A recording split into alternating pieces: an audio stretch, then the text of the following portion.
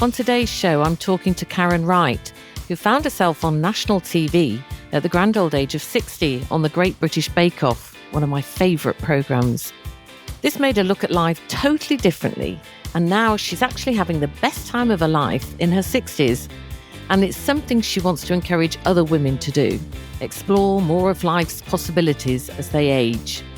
But before we get started, can I ask that you give us a follow on your podcast app or Instagram? Now let's get on with the podcast. Welcome to Retirement Rebel Life After 60. I'm your host, Siobhan Daniels. Join me on a journey to meet inspiring rebels who've redefined retirement. Together, we'll explore new passions, triumphs over challenges, and discover the vibrant possibilities of life after 60. This is about living boldly, not just aging. So, are you ready to rebel? Last week, I chatted with Diane Watson. She's a financial advisor and author of the book She Can Prosper. She shared with us her insightful thoughts on consumerism, happiness, and finding contentment beyond material possessions, something which I strongly believe in. She wants to break down the barriers to make financial well-being accessible for all women and give them financial empowerment. If you haven't heard it, I do urge you to give it a listen, and you can find it on any podcast platform or through my website, retirementrebel.co.uk.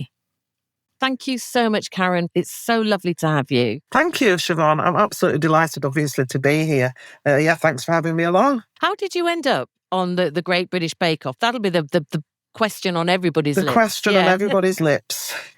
It is quite an iconic show. I think it's a bit of a one-off, really, And it is a long story, which I'm not going to give you the whole thing, but in a nutshell, I had been baking all my life, but very, very simple things. I've got maybe 4 core recipes that I'd taken with me throughout, a good sponge cake mixture, scones, a bit of pastry, chocolate scones. You see, straight into controversy. Scones. All right, then I'll let you have that one. And pastry, but only short crust. And a Christmas cake. I could do that. And I've just done this all my life. But as I got into my 50s, going up towards 60, I was actually thinking about the possibility of maybe doing something self-employed. I wanted to sort of branch out. At that point, I was working in France on campsites, but we'd got a lot of downtime in the wintertime. So I'd got some time on my hands, and I was thinking my husband's a good 10 years and nearly 11 years older than me. And it was on his mind that he was wanting to think about retirement, but I didn't. So I was thinking, maybe I could do something. What could I do? And then one day I saw a Facebook post, actually, from somebody that I knew was not a baker, and it was beautiful cake. And I thought, wow, look at that. That's a thing of beauty. But she's not had any training. I know that girl. If she could do that, maybe I could. So that was the sort of start of my interest in seeing if I could decorate cakes, because I knew there was a lot of people out there could make a little hobby business out of that. So I started looking on the internet and everything and teaching myself basic decorating techniques and how to stack a cake and how to fill a cake and all that. But I didn't change the actual cake that I was decorating, because my interest was in the external appearance rather than the baking, anything fancy pants cake-wise. Yeah, exactly. And my daughter sent me the link. After a couple of years of this, my daughter sent me the link, I think not seriously, because she would know that you would need to do lots more than I got in my repertoire. But she sent me the link for the application form. And I thought, well, I'm going to have a little look because it's interesting. I thought it'd be interesting to see, what people, I don't know anything about TV shows, what do they need you to be able to do? And I opened up the link on my laptop and I was immediately faced with, tick these boxes. What can you bake and decorate? What can you do? I wouldn't be able to tick any of them. Well, I've got my 4, haven't I? Oh, yeah? And they were there amongst 30 odd other things that I've never tried or even thought of trying. And it was one of those eureka moments, really, that I think we often get, or I've had quite a number, where I was just about to close the laptop lid and something shouted in my ear. It said, how hard is it, though, Karen, to teach yourself how to do all these things because you've got 2 months before the deadline. 2 months. But that, I was inspired. I got what I call inspired action. What I love, though, is that you say you were inspired to act. So many of us, and I was guilty of this, sort of approaching 60, we self-limit. We say, oh, no, I can't do that. And I'd probably have just thought, well, I've only got 4, shut the laptop and not bother doing it. But you were actually inspired and went on to do it, didn't you? I completely agree with you, though, about self-limiting beliefs. And, we gather those up as we go through life from a very young age. We hear, we see, we believe what other people say, and it's not necessarily truths, because I've got a story about that some other time. But no, I know what you mean. I thought, I'm going to have a go, I'm going to see. And I did them all. Over the 2 months, I was very disciplined. I worked really hard, and I don't want to make it sound as if, it was a piece of cake. Fun. I saw what you did there. Yeah. I don't want anybody to think that I'll just breeze through that. It was a lot of discipline. But to be honest, I only tried all of those things once, and they all turned out okay. And you're right. A lot of people would look at that and think, oh, profiteroles, oh, they look, and they're all assembled up, looking all glossy and beautiful. You think, oh, that looks so complicated. I would never be able to do that. Yeah. That is what we often think. How do we know? We don't try. Yeah. I tried. Well, voila. Voila. It was okay. I sent off the application with a lot more bullying myself up, shining my own, star. Yeah. Telling them what an amazing person. Basically, I thought, there's 20-odd thousand people apply for this show every year. How are the researchers going to see Karen?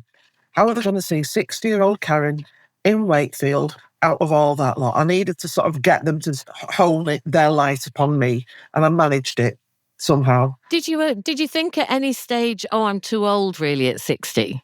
I didn't. I have never really considered my age. I don't think I've been looking back on it, knowing this podcast was upcoming, thinking about it. I thought, no, I think I've honestly always just forged ahead, never considered age to be a detriment to what I want to do, and still don't. Certainly not. Then, no, I just popped it in, and off it went into the ether. You were the oldest person in the tent, though, weren't you? I was. I thought that might give me some sort of kudos. Good, yeah. Old is good. It is good. And I was really pleased that I was. And we got Terry a few years younger than me, just a few years. And we bonded, probably because we were like minds and things. But yeah, I was the oldest one in the tent. That was my accolade. On the Radio Times. But do you know what? That will have inspired so many older women to give it a go, don't you think? Oh, yes, I know it has. And I continue to blaze the trail for that. As you know, people are dead interested in the Bake Off. They're fascinated by it. And I get asked to go talk about the Bake Off regularly. And I use that opportunity. I didn't know when I came out of the Bake Off, fresh off, it was all new to me. I'd never done any public speaking or anything like, at all. So to be asked to go into places and chat and talk and things I didn't realise I was going to be inspiring. So people say, but I know it because I'm passionate. And I do know that the story and everything has empowered people to go forward and try different things. Not necessarily only baking, I'll say that. It could be anything, Yeah, but that's why I wanted you on the podcast, because this is a platform for just everyday women who find themselves doing things, who push themselves out of the comfort zone. You've never been given talks. And I know you and I now have become friends because we're both ambassadors for the Caravan and Motorhome Club, right. championing older women going out there in their vans and things. We'll talk about that a bit later. I feel passionately that there are so many women out there like us doing this, and I want this to be a platform where we can all chat about it and show that one day you're not on national telly, what next day you find yourself on national telly. And then what do you do? You go out and talk about it. Yeah, exactly. And you use it. I did. I mean, there's no script. Anybody who gets into that situation, like, for example, our group, there was 12 of us, and looking at the 12 now, there are people that are on the television every day out of our group. There are people in the middle, like me, who do a bit of this, bit of that, in our own localities in particularly, I'm quite well known, I'm quite busy. And there are other people who chose not to take it further than that one experience. They wanted to have a go at the baking on the tent, and they've gone back and continued with their lives as they were, because obviously that's what they wanted. But I, of course, once having had a taste of this and realising that I had gained so much from that experience, from pushing myself, not just, for one thing, I could bake. I never knew that. I never knew it. And, if I hadn't done that little exercise that day, or those weeks, in fact, I would have gone to the end of my life and never realised that I have actually got some innate talent. And the question I ask myself and other people is, what else is there that I don't know I've got yet? Yeah. You see, there's so many more things that I'm excited about looking at. But going back to the tent, I took that experience and came off the show. And the first thing I have to say, though, there's one tiny little bit of a downer. We were told we would be introduced to agents, right? All of us, all 12 of us, you'll be introduced to agents. And maybe in my naivety for being in this situation before, I thought we were going to be literally introduced to physical bodies, of agents, shake hands, and we'd be doing an interview. I would have my pick, I thought, of agents, and lo and behold, that is not what they meant at all. They gave me a list of email addresses of agents and said, off you go, get in touch, if you want to. I did want to. I emailed all of the agents and more that I found myself, asking if anybody would be interested in representing me. And the answer came down, none. No, nobody wanted to. Nobody. I was shocked, Siobhan. Do you think, I'm just putting it out there, that your age had anything to do with that? I asked that question because I could not imagine why. It's so full of beans was I at this stage, having had quite a successful run. I got further along in the show than ever I thought I would do. What week did you go out? I went halfway, which was week 5. Brilliant. And given that I've got very little actual experience behind me, that was quite a result. And I was very, very pleased. Oh, I know what I want to ask you. Did you get a handshake from Paul Hollywood? Hollywood handshake. It looked on one occasion that I thought, my mind little sideline in my head was going, oh, Paul's hand's coming. It's going, because he was saying all the right words, He liked the chocolate collar cake. He was admiring of it. It wasn't dry for once, Oh my goodness, it's hard to please. And I thought, oh, this is it. But no, it never did happen. Is he as nice as he seems? Paul is very funny. And nice, yes. I mean, the thing is about the judges, not the, we've got, there's the two judges, Paul and True now we had, and they have got to be quite impartial, so they can't be chumsy onesie with you offset. Right. I'm sure, because obviously they can't be chatting to one and not everybody, so they just go back to their trailers. But the other two, that Noel and Sandy Toksvig we had, as our sort of co-hosting, they were really, really friendly indeed. But back to Paul, he was pleasant. He was intimidating because I think he wants to be. He has that. That's to get stance. The best out of you, isn't it, really? Yeah, well, in a way it does. But what struck me, though, is very, very quick-witted. And they don't always show all the, they don't, what they film, you don't get to see everything. But from inside the tent, sometimes, his quips, he was as fast as that. Very attractive, in my opinion. And that, again, is controversial. I meet a lot of people, and that some say, oh, no, he's arrogant. But no, he was very, very nice to me. I'm just going to interrupt for a moment to shamelessly plug my book, Retirement Rebel. It's published by Vertebrate Publishers, and it's my honest account of feeling broken in my 50s and finding my happy place in my mid-60s. I got rid of my home and possessions and hit the road in my motorhome for a roller coaster ride along life's adventures. I want it to help younger women not to fear aging and older women to grab life and run with it. You can purchase a copy in most bookstores and on Amazon. Right, now back to the conversation. So going back to your childhood now, I mean, we've sort of explored the fact that when you were 60, you were doing this. You're a fellow Yorkshire lass, aren't you? You were born in a mining town. Tell me a bit about your childhood and how the roles of women in those days, when you were growing up, your mother and your aunts and family? How's it differed to now? Do you think that they would have seen themselves being on the Bake Off at 60? Certainly not my grandparents, for sure. Obviously, my two grandmothers, one of them was born in 1881, and I'm not saying great-grandmother here, my actual grandmother. She had a lot of children, and my dad was one of the very last, so she was quite in her 40s, I think, when my dad was born. And my dad didn't have children until he was in his mid-30s. So by the time I was even born in 1958, that grandmother was in her late 70s. So she was a Victorian grandmother, really, I don't think she'd even had a day trip to the seaside, to be honest. So you were born in Wakefield. Was she In born? Featherstone.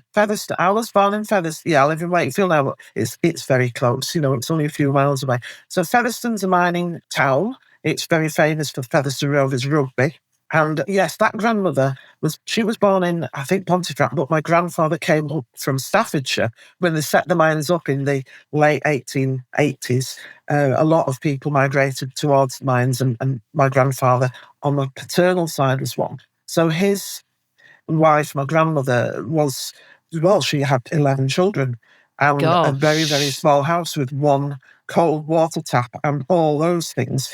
My mother's mother, she wasn't as old as all that, but she was very entrenched she was Welsh, that she came up here during the war and brought my mum and my mum's brother up here with them. And she was very for the chaps, for the men. And it was part of where she came from. The women in Swansea, the Boney Mine area, when there was a funeral, didn't even go to funerals. The women didn't go. What, they weren't allowed to? It was just, I don't know whether they were forbidden, but certainly. And, this is up till quite recently, I remember this. So my grandmother, she was entrenched in that now. So she had two sons and a daughter, my mother being the daughter. And my mother is still here with us. She's almost 90, my mum. She's amazing. Gosh. Really is. I mean, she's inspirational. She passed her 11 plus, my mum did, as had her older brother before her. And they both were offered scholarships to quite prestigious schools in Wakefield. Quake's Queen Elizabeth Grammar School. My uncle went. My mother passed her 11 plus to get a place at Wakefield Girls High School. She didn't go. Why didn't she go? She didn't go because her mother said, "We can't afford for you to go, Glenys. And anyway, you'll be just getting married and everything and having a family. You don't need that education." My mother will talk about it now. She will tell you it thread through needle. Of course, it influenced her, and it also influenced her attitude to me in a positive way. In that my mother has always. She wanted to do the opposite. Yes, she did. I mean, it was marred by a difficult choice. My mum's marriage to my dad was not great, so things went a little bit pear-shaped, really. But all through it, and through my life, and still now, my mother encourages me to continue to go and do. She'll say to me now, I'll say, "What about you, Mum? You're on your own now." She'll go, "Don't worry about me. You get off. Get yourselves off in your caravan or your motorhome. Get yourselves going. Enjoy yourselves. Do it while you can. I'm all right. You don't need to worry about me." She said, "I've had my adventures," but she still wants them, which is amazing, isn't it? Well, you've just been on a cruise, haven't you? Yes, and she's just today renewed her passport. Hey, brilliant. Yeah. So she's optimistic of many, many, many more years of adventures for her. So I had that interesting background. My dad was a product of Featherstone. He was nice. He was quite placid. My mother was the leader of the pack, really, and she got me going. I had a few tennis lessons, and whatever I said I'd like to do, she'd always try to give me a leg up and get me a turn at it, to see whether, I want to go to Brownies. She got me to Brownies. Not everybody did, No. People in my circle, their parents, for whatever reason, didn't get their kids to Brownies, Scouts, Girl Guides. I always felt fortunate like that, that I had those opportunities. But I think a lot of older women come from that matriarchy of people who were denied the opportunities, and you were seen and not heard, and you just got on with your life, and there wasn't really a stronger role for them as there is nowadays. She must be incredibly proud with how you seize every opportunity that's coming your way. Yes, she does, and she accompanies me quite a lot to things. For example, coming up this week, I've got I'm giving a talk to the ladies who are optimists. I could take a guest, so instead of taking my husband, I asked my mum to come along because I know she'd be really interested. And she always chips in. She's always got something to comment on, something to correct me on sometimes, Oh, that's the annoyingly. mum's role. That's the mum's role. I do that with my daughter, and she just rolls her eyes now. And my daughters, of course, I've got two of those, and I was really delighted to get girls. Really delighted. Why was that? Well, my first daughter, it was probably because I got married when I was 16 first time round. And that, Gosh, that was that very ended, young. very, very young. It ended amicably, but nonetheless, it happened. And I was then alone, and I managed to get myself a mortgage. So by the time I was 18, I was sort of getting divorced. I'd got a mortgage. I worked in Barclays Bank, and everything was like set, if you like. How difficult was it being a divorcee in those days? Do you know, I didn't anticipate any issues. I did the divorce myself. Really? Well, yeah, because we found out that it was to get a solicitor involved, it was going to cost quite a bit of money, obviously, which we didn't have. And nor did it, if I'd had it, I wouldn't want to spend it. If I can do it myself, I'll do it myself. So I found out, I know it's like I was 18, possibly going up 19, but nonetheless very young. I found out that you could, by going along to a certain office, you get the paperwork, you fill them in, and we did it completely alone. I had to swear an affidavit in some office, and I didn't even know what that was. I took a friend from work. I said, I've got to go and swear an affidavit. We were going, oh, what's that? And I don't know. Got to do it. So I did a do-it-yourself divorce case. And then I went off to Greece for a holiday and decided that I fancied working out in Greece. So I sold my house and gave my job up. And that was quite shocking. So it wasn't difficult getting divorced, but I had a lot of people concerned about this. Was quite radical to do such a thing, to break out of that. But I did it anyway. I just didn't seem to worry about it. You see, this is why you fit on this podcast, Retirement Rebel, Life After 60. You sound like you've always been a rebel, and I love that. I think I might have been, Siobhan, but you don't always analyse yourself, do you? You just do what comes to you. Like I say, instinctive action. I think, oh yeah, that's... I don't act on every tiny little whim because that would be... But if I've got a real gut, if it's really, really calling, I'll follow where it takes me to, really. So coming back to children, yes, so I went to work in Greece for a bit met Stavros, of course. That was very... Of course you did. Of course I did. Shirley Valentine. Yeah. And I have a daughter from that relationship, but it didn't work out for us. Tried over a number of years, backwards and forwards, but I brought her up alone for a few years. So I was glad I had a girl, because I felt powerful and I felt able to relate. I knew about a girl. I thought I know what to do somehow. I know exactly what you mean, because I ended up being a single mum from my daughter being 4.5, and I've brought her up on my own ever since. I mean, she's 35 now. Although I say to her, I brought you up on my own and all this, and she goes, I'll give you till I was about 9. Yeah. And then she reckons she's brought herself up. Dragged herself up. Yeah. But I know what you mean. That bond between a mother and daughter when you're a single mum is very special, isn't it? Yeah, absolutely. And people used to call us the gang of two because although I worked from her being quite a small baby, and I was really fortunate that I got help with that from neighbours and family because you didn't get any financial help. You were either on benefits or you weren't. There was no middle ground to help you achieve. So I did get some help, and I was blessed really with that. And those people imprinted upon my oldest daughter so much, grandparents and that were very, very important there. But nonetheless, it was of an evening, it was she and I. And that went on for a number of years until I re-met John. It's a story for another day, that. But I met John and we got together, and I had another daughter. And people said, "Oh, I bet you're a bit disappointed that you haven't had a son." I said, "Not at all, no. I really, really like girls." And I'm absolutely sure if I'd got a son, that would be just the same. And so should it be. They must be incredibly proud of you as well, because following yes. on from being on the Bake Off, you actually have done your own cookery book, haven't you? I'd done, well, this was just last year, yeah. I wrote a book. It's got recipes in it. There's 30 recipes. It's not baking. I just didn't want to do baking because that's quite a static thing. And you've got to have your sensible head on, because you've got to weigh and measure and be all grown up Yeah. about it.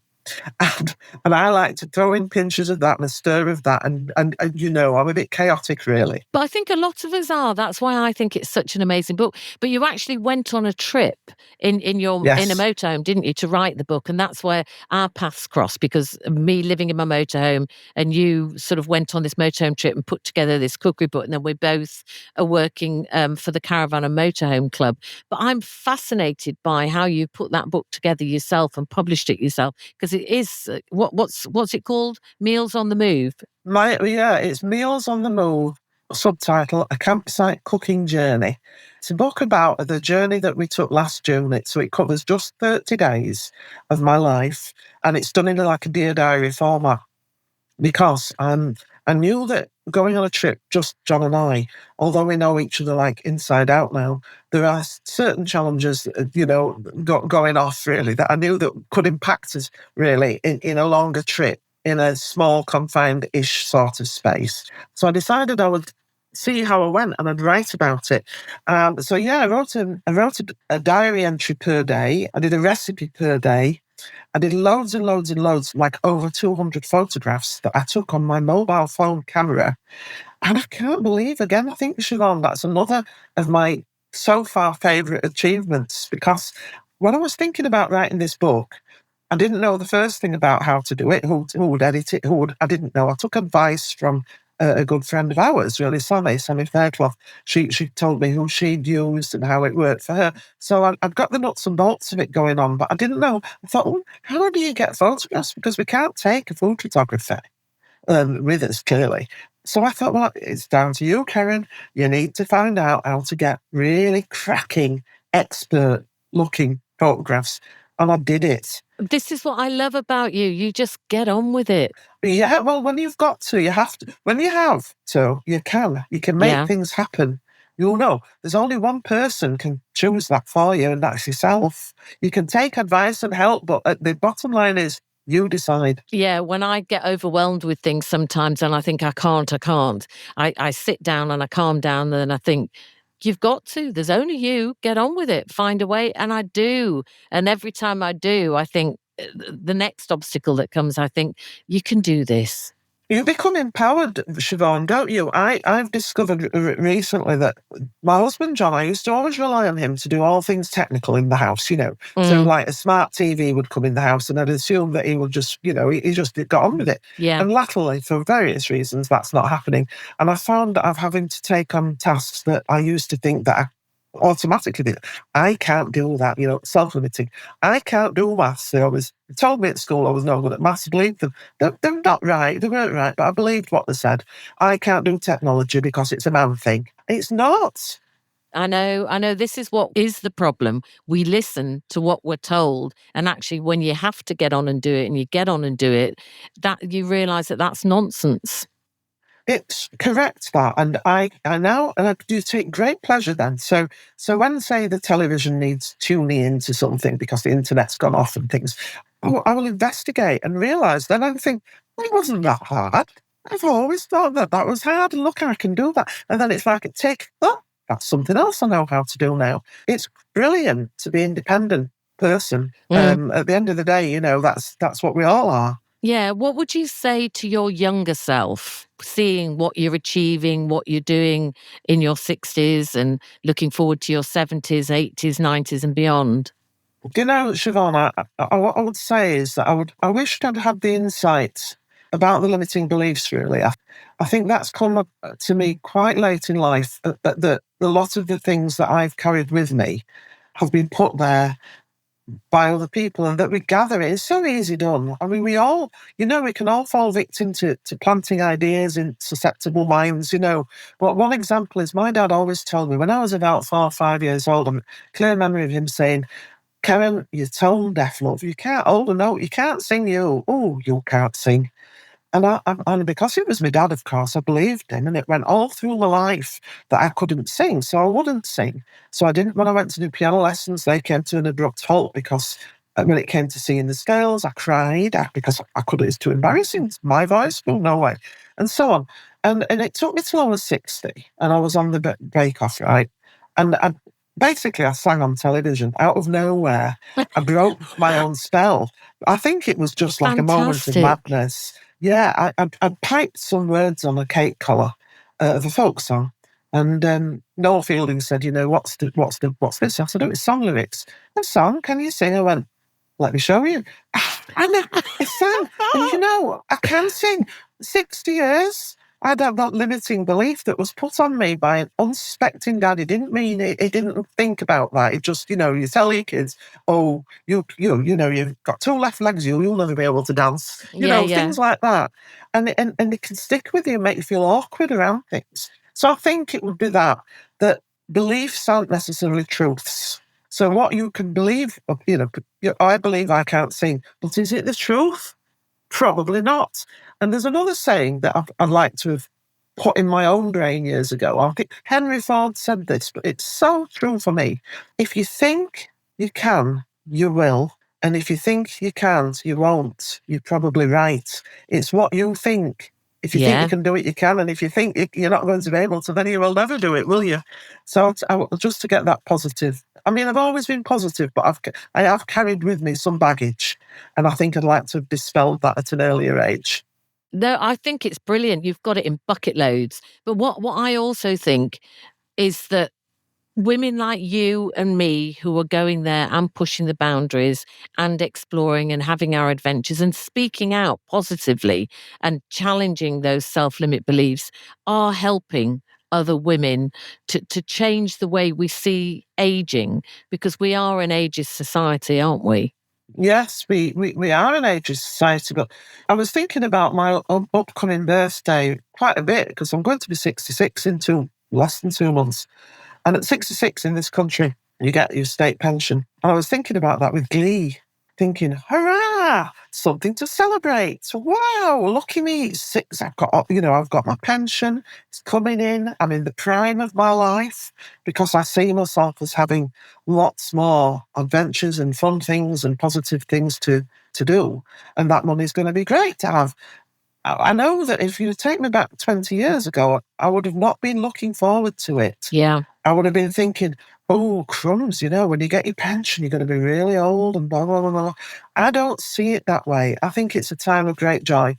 Most of my friends, you get a friend group all of a similar age, and pretty largely I've got a very positive attitude to our future, really, whatever it might bring.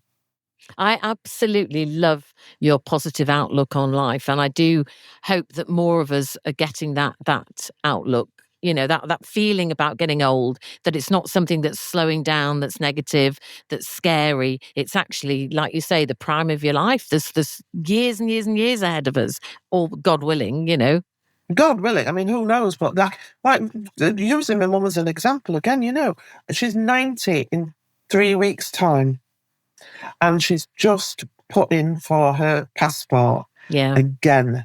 And because she's going to be going abroad and she's going to be having adventures and trips, and she's planning and she's optimistic and she's out there and she's buzzing around the local town and getting things done. She gets all the papers in. She's ringing things. Oh, she's just like a machine of optimism.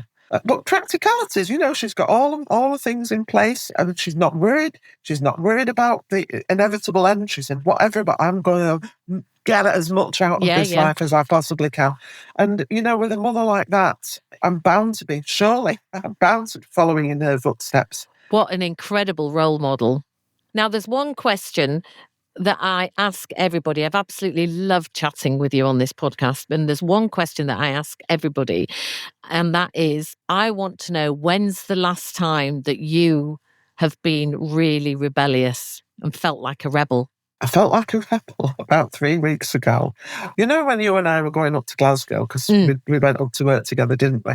And it's a longish journey from where we live here in Yorkshire. And my husband is quite a negative Nelly, really. And he kept saying, he can't, well, he is. He's the opposite of me. I mean, I'll pull his leg about it. But nevertheless, some of the serious things. And he kept moaning about our car. And he kept saying, oh, well, you know, we might not get there at this rate. That bloody car is getting older. Oh, you know, you know. And then one day, out of the blue, we were in the phone shop. And I said to the person I was talking to just in passing, oh, well, I'm going up to Glasgow next week. And John piped up. It was a Friday morning. He piped up, oh, if that car gets us there. So when we came out of the shop, I just got rebellious. And I said, right, take me to that car lot that we bought this car from that we've got now. Take me. He said, why? I said, you watch. And we drove down there, and I went to the guy, and he recognised us. He said, have you worn the old car out then? I said, we might have done. I said, I'm here to see if you've got a replacement. I want something that's large enough to take all my clobber, because I'll take a lot of things, my books and all the rest of it with me. And I want something that's strong enough to tow a caravan.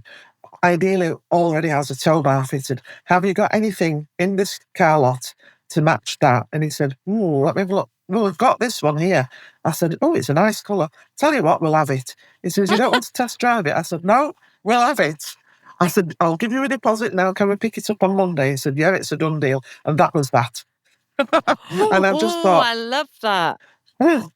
Yes, because I was so fed up of listening to all that. I just thought I'm going to do something about it. And I did. And it's all worked out great. Why wouldn't it have done? Fabulous. But don't you think there's that incredible feeling when you know you're being rebellious? I knew I was being a bit naughty. I knew. I mean, John he drove me there. He could have said no, but I think he was astonished himself. It all just happened. You make things happen, Siobhan. You make things happen. Do you think as well, the older you get, the more decisive you are about making things happen and feeling stronger about making things happen, making the decisions? Yes, I think when you're younger, perhaps you're a little bit maybe less thoughtful, and maybe couldn't be considered reckless. But with the wisdom that you gain, and of course, that's one of the great benefits of getting older. You know, you've got all life's lessons that behind you to draw upon, and it gives you wisdom. And and I think there's a certain inevitability, really, isn't it? That as I've got older, I think, what's the worst that can happen in the car scenario? So I make a bad decision. So I'll buy a dud. It's not the end of my world. It is just a car. Let's go with it and see what rolls. I think it's great. It's exciting. I feel excited by having those choices to make, those options, those paths to walk, the things in front, really. The choice, because we all have choices, and it's up to us to make them. Have you got any more trips planned in a motorhome? I've got a trip planned in the motorhome, and that is exciting again. I love the anticipation of travel. I love it. And so we're going to France in June again, and I've got ideas about that, and maybe I'll make some notes book-wise. I don't know. But I want to get off in my caravan before that, and I was actually thinking this morning where to go. I fancy learning how to make chocolates. You see, so this is something else. I thought, that's interesting. Well, you see a beautiful chocolate, especially Easter time, the good ones, shiny, glossy. Oh, yeah. I'm like a magpie looking and thinking beautiful things. And my mind works like this. Oh, they're beautiful. I wonder how you make those then. So now I think, well, let me find out. I know somebody in Scarborough that will teach me, professional chocolatier. What a good idea. Let's take our caravan to Scarborough. I've been for years. We'll park up there. I'll have my lesson. I'll have a day out, and I'm hoping to bring that off. That sounds like a good television series. You need to pitch that one. I'd watch that. Yeah, well, it does, doesn't it? Yeah. Oh, gosh, never thought about that, Siobhan. Thank you for that idea. My pleasure. Well, you've got to keep going in your 60s and your 70s. I just love that. I love, like I say, your positive outlook on life. And I've thoroughly enjoyed chatting to you today on the podcast. And just keep going, keep being who you are, keep being an inspiration to other women and a trailblazer. Thanks so much, Karen, for joining me. Thank you, Siobhan. I've absolutely loved it. I hope you enjoyed that conversation with Karen Wright. Her 5 weeks on the Great British Bake Off in her 60s really did give her a new outlook on life, and she was a joy to chat to. I'll take away from our conversation that pushing yourself out of your comfort zone really can reap rewards. If Karen had just looked at the application form for the Great British Bake Off and thought, well, I only know 5 things, her life could have been totally different. But she didn't. She thought, how difficult can it be to teach yourself all the methods that they want you to know when you're baking for the competition? And so she just set to it and taught herself. I also learned that she's had a lifelong relationship with going away in caravans and vans, and that's something she's taking into her old age. It's led her to write her own cookery book, Meals on the Move. Again, she didn't believe that she was too old or it was too late. She just decided, I'm going to write my first book. And she just did it and published it herself. And we just need to say yes more to things. I'll also take away from our discussion that it really is never too late to rekindle the rebellious side of yourself. Karen realised that she was quite rebellious when she was younger, when she went off to Greece. And she's actually relishing the feelings of rebelliousness now. And of course, you all know this platform on this podcast is to get together my tribe of rebellious people. So it was a joy to talk to her, and I'm looking forward to talking to a lot more rebels out there in their 60s, 70s, 80s and beyond. Thank you so much for joining me on today's Retirement Rebel Life After 60. I'm truly grateful for your time and your willingness to embark on this journey with me. If today's conversation sparked something within you, or if you've your own rebel story to share, I'd love to hear from you. Please reach out through our social media channels or email, and let's keep the conversation going. Email us on podcast@retirementrebel.co.uk. And remember, if you found value in our time together today, consider sharing this episode with a friend who might also enjoy and benefit from our Retirement Rebel community. Spreading the word helps us grow and continue to challenge the narrative around life after 60. All of our details can be found on retirementrebel.co.uk. Retirement Rebel Life After 60 is written and hosted by me, Siobhan Daniels, and produced by the incredibly talented Matt Cheney. Join me again next week for another episode. Until then, keep embracing your inner rebel and living life to the fullest. Bye for now.